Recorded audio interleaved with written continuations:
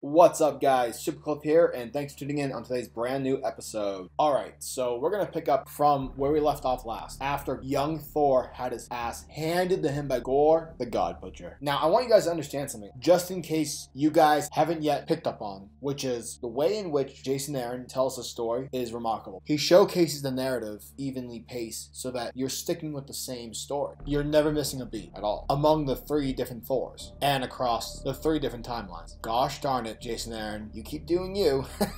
But anyways, we see current Thor arriving at a place called Neptunian City. And yeah, I cannot pronounce anything right. It's essentially a nexus hub where all gods and all different forms of deity pantheons go to seek information. It's basically like their own Jedi temple. Yeah, it's a library.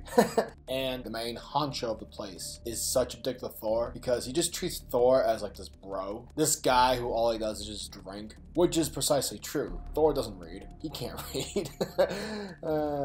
As they're making their way down the hallway, they enter the Hall of the Lost, which is basically a section of the city, insert word, where you find information about lost deities. And much to Thor's astonishment, he sees all these books all across the room, all shelved, all about gods who have been missing. And Thor knows that deep down, that Gorr's the one to blame. Yet, dude wants to make sure, so Thor does the homework. He starts looking one place at a time of these gods' last recorded appearances. And here's the cool part, because Jason Aaron obviously just imagines and makes up these gods for the story, but he does it in a way that's not cliche. Because honestly, whenever we think of a god, we always think of someone who's old, has a loud voice, loves growing a ginormously cloudy white beard. No, Jason Aaron here does the complete opposite. We see gods from all different shapes and sizes, and also different worshipping aspects. So like these gods that Thor visits, they worship the gardens, and here Gorr obviously butchered them and nailed them to the tree, that of which they represent. We even see gods who are like the size of Galactus, and that's pretty big.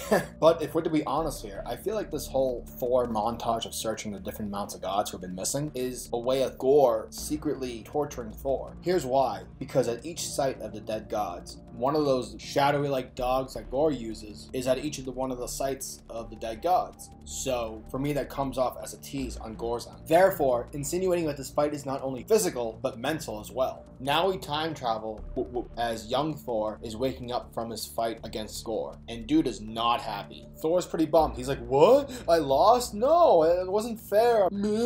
So he declares vengeance and rallies the Viking army to track down Gorr. And as hours pass, Thor and his men come across a dying god who, in his last dying breath, informs Thor that Gorr is waiting for him in a cave alongside the lake. Then immediately afterwards, the god dies. Can you say rematch? Now we're taken back to the current Thor, time travel, and we see Thor and Iron Man flying towards the location that the young Thor is about to arrive at. And you know, with the help of Stark Tech, Thor is easily able to locate this cave that he has in the past visited. Now between these next several panels, we see young Thor and current Thor both enter the cave, but at different time periods. Whereas young Thor gets captured by Gorr, current Thor comes across Jason Aaron's version of a godlike golem, except not some twisted fiend, more like a damaged, tortured soul, which I guess is the same, but whatever. Don't ask questions. And this guy's name is Shardik, the god of wine and waterfalls.